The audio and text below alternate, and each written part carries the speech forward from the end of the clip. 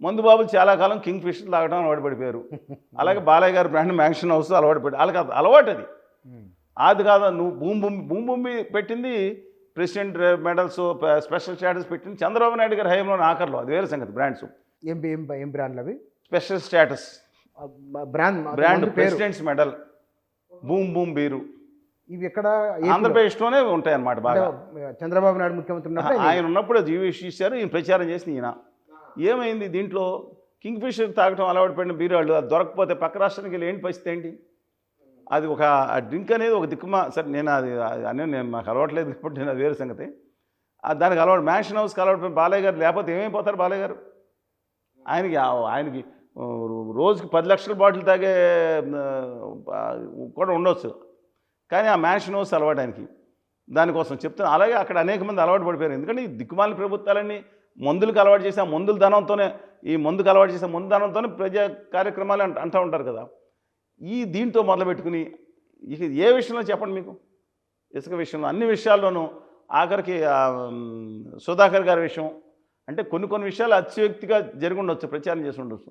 ఏ section వదిలిపెట్టారైనా okay, కనీసం వైఎస్ఆర్ కాంగ్రెస్ పార్టీకి మద్దతు కొన్న ఆయన వర్గాన్ని అన్న హ్యాపీగా ఉంచారా? ఈయన నమ్ముకుంది ఐప్యాక్, ఆ కోడికత్తో లేకపోతే గులకరాయో దీనికి ఏదో అనుకోవచ్చండి. ఐప్యాక్ ఏంటండి? ఈయనకి ఆ రోజు చెప్పాను మీకు, ఈయనకి అంబికా దర్బార్ బత్తికి చిన్నప్పుడు ఇష్టం లేదు, పడదని ఆయనకి. ఆ వాసన పడపోవడం కాదు, అంబికా దర్బార్ బత్తి భగవంతునికి భక్తునికి అనుసంధానం. అంబికా దర్బార్ పేరు కానీ ఇష్టపడ్డా. ఎందుకు అట్లా? ఎందుకంటే నాకు ప్రజలకి మధ్యన అనుసంధానం. ఎంపీలు ఏంటి, ఎమ్మెల్యేలు ఏంటి, జడ్పీటీసీలు ఏంటి, ఎంపీటీసీలు ఏంటి, సర్పంచ్లు ఏంటి, నేను ప్రజలు, ఆ కింద ప్రజాసేవకులు వాలంటీర్లు అంతే. జడ్పీటీసీలు ఇక్కడే మాట్లాడా మీతో. జడ్పీటీసీలు, ఎంపీటీసీలు, సర్పంచులు వీళ్ళందరూ ఎంత వ్యతిరేకం చేయబోతున్నారు? 70%. మేము మీటింగ్ పెడుతున్నది పెద్ద సభ వాళ్ళదే, నాతో కలుసుకుని మేమందరం వైకాపానండి. ఎందుకంటే 90% వాళ్ళే కదండి మొత్తం నెగ్గిందంతా. ఆ రోజు ఎవరైనా రానివ్వకుండా చేశారు వాళ్ళందరూ. ఎందుకంటే వాళ్ళకి అధికారాలు లేవు. పూర్వం ఒక కండు వేసుకుని సర్పంచ్ కూర్చుని ₹1 కోటి ఖర్చు పెట్టుకుని కూర్చేసుకుని కూర్చుని అయ్యా మాకు పెన్షన్ ఇప్పించండి, ఇది ఇప్పించండి అనేవారు. ఏం రావట్లేదని అన్నీ అయిపోతుంది. నిజంగా మంచి పనే, వాలంటీర్స్ మంచి పని అయిపోయింది. గ్రామ సచివాలయం ఎక్సలెంట్ జాబ్, నేను చెప్తున్నానండి. ఇవాళని తిట్టవచ్చు ఆ మాట దానికి. నేను అక్కడ పాదయాత్ర వామపక్షాలతో కలిపి పాదయాత్ర పోలవరం కాన్స్టిట్యున్సీ లేదా గిరిజన కాన్స్టిట్యున్సీకి వెళ్ళినప్పుడు చాలా గ్రామ సచివాలయకి అదే అంటే దానికి వెళ్ళడం జరిగింది. 250-300 చాట్లు పెట్టి సేవలు అక్కడ ఇచ్చేస్తున్నారు. రిజిస్ట్రేషన్ ఏది కావాలంటే వాళ్ళు ఇస్తారండి, కంప్యూటర్స్ పెట్టి. ఎక్సలెంట్ వర్క్ అండి అది. ఇప్పుడు ఇవాళ జనాలకి ఎలా ఉంటున్నా సరే ఇవన్నీ మంచి పనులు జరగలేదని నేను అన్నా. జరిగినప్పటికీ ఇవన్నీ దాంట్లో ఈ కక్షాదింపు, చంద్రబాబు గారిని అరెస్ట్ చేయటువంటి కక్షాదింపు ఏంటి? ఇవన్నీ కలిపి జగన్మోహన్ రెడ్డి 11 సీట్లు రావడానికి 11 సీట్లు రావడానికి వాళ్ళ సొంత వాళ్లే. పైగా బీజేపీ ఆకర్షణలో దెబ్బేసేసింది. వేసేస్తుందయ్యా బాబు అని చెప్తున్నాయి. ఆ రోజు చంద్రబాబు నాయుడు గారిని మిమ్మల్ని వేస్తుంది, మళ్ళీ వేస్తుంది. వాళ్ళ పదవుల కోసం ఆదాని గారి పార్టీని నమ్మొద్దని చెప్పాను. ఆదాని గారి పార్టీ మీరు మాట అన్నారు ప్రారంభంలోనే, అమిత్ షా నరేంద్ర మోడీ హస్తం లేకుండా చంద్రబాబు నాయుడు అరెస్ట్ కాలేదు, క్వశ్చనే లేదు. మరి ఇప్పుడు ఆయన మద్దతుతోనే గవర్నమెంట్ ఉంది కదా ఢిల్లీలో. ఏమండి ఒకసారి చెప్పనా మీకు? ఆయన మద్దతుతో ఏం లేదు, మీరు అనుకోవద్దు. కానీ అంతా ఆదాని గారు సామాన్య వ్యక్తి, 40-50 లక్షల కోట్ల మనిషి. ఒక 1,00,000 కోట్లు తీసి ఒక్కొక్కడికి 3,034 మంది ఎమ్మెల్యేలు 2 నిమిషాలు, ఎంపీలు 2 నిమిషాలు రారా అని అడుగుతున్నా. ఓ లెక్కే కాదండి తలుచుకుంటే. ఇవాళ ఆంధ్రప్రదేశ్ మన బడ్జెట్ కూడా తర్వాత. అందువల్ల ఈయన ఉన్నట్టు ఆయన నటిస్తున్నారు, ఆయన అవసరం ఉందని నటిస్తున్నారు. చస్తే కూడా నరేంద్ర దాస్ దామోదర్ దాస్ మోడీ గారు ఎట్టి పరిస్థితుల్లో చంద్రబాబు నాయుడు గారు నమ్మరు, చంద్రబాబు నాయుడు గారే నమ్మరు. ఇద్దరు ఒకళ్ళు కడుపులో వేసుకుని కత్తులు వేసుకుని కౌలించుకున్నట్టే ఈయన తన రాష్ట్రం కోసం ప్రయత్నిస్తారు, ఆయన ఆదాని గారి కోసం ప్రయత్నిస్తారు. ఎందుకు ఏపీకి మంచి బడ్జెట్లో 15,000 కోట్ల రూపాయలు ఇవ్వటం, పోలవరం బాధ్యత చూసుకుంటామన్నారు, అమరావతి నిర్మాణ తమ బాధ్యతనే అన్నారు. ఉండదు కదా మరి బాగానే. నేను రేవంత్ రెడ్డి గారు కూడా ఎన్డీఏ అంటే నితీష్ నాయుడు డెవలప్మెంట్ ఏదో పెట్టినట్టున్నారు. నేను తెలంగాణలో అనేక చోట్ల మహబూబ్నగర్ తిరిగిన అన్ని చోట్ల తీస్తే ఇక్కడేందండి నేషనల్ హెరాల్డ్ పత్రిక చూసిన, హిందుస్థాన్ టైమ్స్, దక్కన్ హెరాల్డ్ చూసిన, దేశం అంతా ఇదే గొడవ. అల్లరి చేశారు ఆంధ్రప్రదేశ్ని దుర్మార్గంగా ఉన్న ఆదాని గారి పార్టీ సభ్యులు. దయచేసి మా హంబుల్ రిక్వెస్ట్ తెలంగాణలో ఉన్న దేశంలో ఉన్న అందరికీ విజ్ఞప్తి చేస్తాను, మోసం చేస్తున్నారండి ఆదాని గారి పార్టీ మనుషులు. దయచేసి గుర్తుంచుకోండి. బూడిదనెత్తి మీద కొట్టినట్టు కొట్టారు. అమరావతి నగర నిర్మాణం కోసం ఆయన శంకుస్థాపన తీస్తే ఎవరన్నా ఢిల్లీలో ఉన్న వాళ్ళు ఎవరన్నా యమునా నది నీళ్ళు అక్కడ తాగుతారా? చచ్చిపోతారని కూడా రాశారు. ఆ నీళ్లు తీసుకొచ్చి పెడతారు, మట్టి తీసుకొచ్చి మొహాన కొట్టి 1500 కోట్ల రూపాయలు అక్కడ ఇచ్చి, అది ఎంగులు మెతుకులు అలాంటిది. అది కూడా ఎవరు ఇచ్చారు? వెంకయ్యనాయుడు గారి ప్రోద్బలం వల్ల జరిగిందని తప్పితే వీళ్ళ తర్వాత పక్కన పడేశారు 10 సంవత్సరాలు.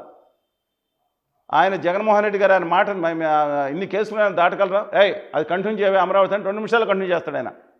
పక్కన పడేసి మురళీధరరావు గారిని వచ్చి 3 రాజధానులు మంచిదని మాట్లాడి నాటకాలు ఆడి వీళ్ళు సంగతి మాట్లాడుతున్నారు. సరే, coming back to your point, my humble request అండి, ఇది ఒక మోసపూరితంగా ఆంధ్రప్రదేశ్ మీద, ఇంకోటి బీహార్ మన ప్రాంతం అయినా ఇంకో ప్రాంతం అయినా తెలుగు గడ్డ కాపోయినా వీళ్ళ మీద జలసి తీసుకొచ్చే దుర్మార్గమైన ప్రక్రియని అదానీ గారి పార్టీ వాళ్ళు చేపట్టారు.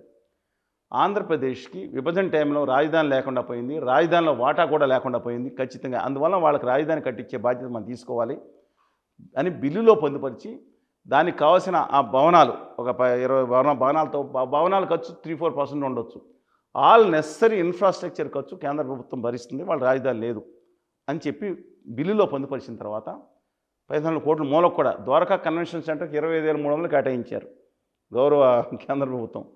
ఇచ్చి దాన్ని పక్కన పడేసి వాళ్ళు వరల్డ్ బ్యాంక్ లోన్ కోసం చంద్రబాబు నాయుడు గారు 2017-18 వెళ్ళినప్పుడు దాన్ని కూడా అడ్డం కొట్టారండి. తర్వాత జగన్మోహన్ రెడ్డి గారు స్క్రాప్ చేసే విషయం. ఇవాళ కేంద్రంలో నిర్మలా సీతారామన్ గారు ప్రకటించింది గమనించండి. అక్కడ పార్టీ అధ్యక్షురాలు శ్రీమతి పురంధేశ్వరి గారు, సీఎం రమేష్ గారు మాట్లాడిన మాటలు అస్సలు నమ్మాకండి. 100% గ్రాంట్ అని చెప్పి 4 సార్లు ఈ విధంగా ప్రకటిస్తే పచ్చి అబద్ధాలు ప్రచారం చేయొద్దు. ఇవాళ నేను అనేక చర్చలకు వెళ్ళినప్పుడు కూడా తెలంగాణ సమాజంలో అనేక మంది 4 సార్లు పేర్లు చదివారు, తెలంగాణ పేరు చదవలేదని బాధపడ్డారు. పేర్లు చదవటం వల్ల ఏమీ రాదండి. పేర్లు చదవడం అక్కడ ఎవరు ఉబ్బులింగడ ఎవరు లేరు, రాను శివుడు ఉబ్బు. అందుకని ఒకటే చెప్తున్నాను, ఈ నిర్మలా సీతారామన్ గారు చెప్పింది ఏంటంటే ఆంధ్రప్రదేశ్కి రాజధాని కోసం 15,000 కోట్లు మేము ఇస్తున్నాము, నెక్స్ట్ ఇయర్స్లో కూడా సపోర్ట్ ఉంటుంది అని చెప్పారు. తీరా ఏంటని పరిశీలిస్తే అది వరల్డ్ బ్యాంక్ లోన్ ఇప్పిస్తారంట. 30 ఏళ్ల వరకు తర్వాత చూసి దాని వడ్డీ అయితే కట్టుకోవాలి.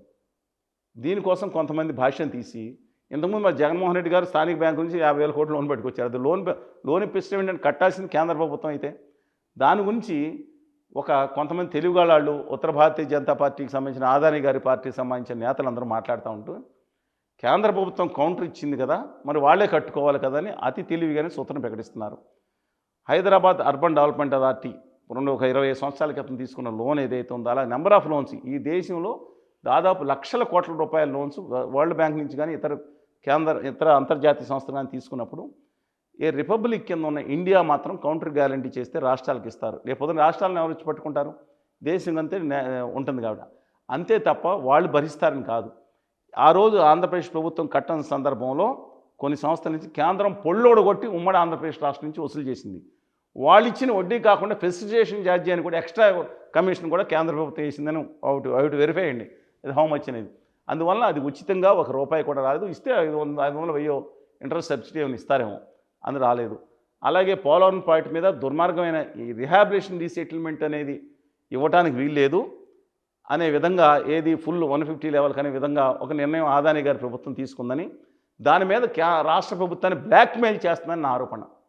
నేను గౌరవనీయురాలు నిర్మలా సీతారామన్ గారితో కూర్చున్నప్పుడు మేము కానీ, పోలవరం యూనివర్సిటీ డాక్టర్ సంతోష్ గారు కానీ, అనేక మంది మేము కూర్చున్న సందర్భంలో ఆవిడ స్పష్టంగా ఈ రాష్ట్ర ప్రభుత్వం అవినీతి చేసి ఇష్టం వచ్చినట్టు మాట్లాడారు. నేనేమన్నానంటే, మీకు రిహాబిలిటేషన్ మీరే చేయండి, ఎవరుతున్నారు? మీరు చెప్తే కాదనే రాష్ట్ర ప్రభుత్వం ఉందా? మీరే చేయండి, నేను కోరుకుంటున్నాను. అనేక చోట్ల అక్కడ ప్రాంతాలకు వెళ్ళాను, అక్కడ ముంపు గ్రామాలు పర్యటించాను, అక్కడ హెల్త్ క్యాంపులు పెట్టిన వాడిగా చెప్తున్నాను. రిహాబిలిటేషన్ రీసెటిల్మెంట్ ఏదైతే ఉందో దాని ముందర వాళ్ళు న్యాయం చేయాలి. వాళ్ళు ముంచేసి ఆ లైట్ దీపకాంతులతో మేము ఆనందంగా ఉండాలని కోరుకునే జనం కాదు మేము అని చెప్పిన తర్వాత, వాళ్ళు స్టేజ్ 1 అని పెట్టి కేవలం 135 అడుగులు డెడ్ స్టోరేజ్ లెవెల్గా చేయడానికనే కుట్ర జరుగుతుంది. కేవలం నిధులు ఇస్తారు, ఆల్రెడీ పెండింగ్ అప్రూవ్ అయిపోయింది 12,911 ప్లస్ ఆ నిధులు అప్రూవ్ అయిపోయి చాలా కాలం అయింది, 3-4 సంవత్సరాల నుంచి ఆపెట్టేశారు. అది రెడీగా ఉంది, యాక్చువల్గా అకౌంట్లు పెట్టారు, డిస్బర్స్మెంట్ కూడా రెడీగా ఉంది. ఆంధ్రప్రదేశ్ ప్రభుత్వాన్ని బ్లాక్మెయిల్ చేస్తూ ఉన్నారని ఆరోపిస్తున్నా. ఎందుకని? ఆ డెడ్ స్టోరేజ్ లెవెల్కే ఒప్పుకోండి, డ్యామ్ కట్టేసుకోండి మీరు. ఇంకో కుట్ర ఏంటంటే అదానీ గారి పార్టీ కుట్ర, దాన్ని ఎత్తకం రాక్ఫిల్ డ్యామ్ మాత్రం మిగతా దాదాపుగా అయిపోయింది. కింద ఏదో చిన్న డయాఫ్రామల్ చిన్నది అయ్యగానే ఆ ఎత్తకం రాక్ఫిల్ డ్యామ్ అంటే ఆ రాతి మట్టి కట్టడం, ఆ కట్టడం కట్టేసి మోడీ గారు అదానీ గారు బ్యాచ్ అందరూ వచ్చి చప్పట్లు చేసి ప్రాజెక్ట్ అయిపోయిందని భూబంధం దద్దలేటప్పుడు అన్ని పేపర్లో 100 కోట్ల అడ్వర్టైజ్మెంట్ ఇస్తారు. ప్రజల్ని మొత్తం వాళ్ళకున్న అంటే అనుకూలమైన బడ్జెట్లో ఇప్పుడు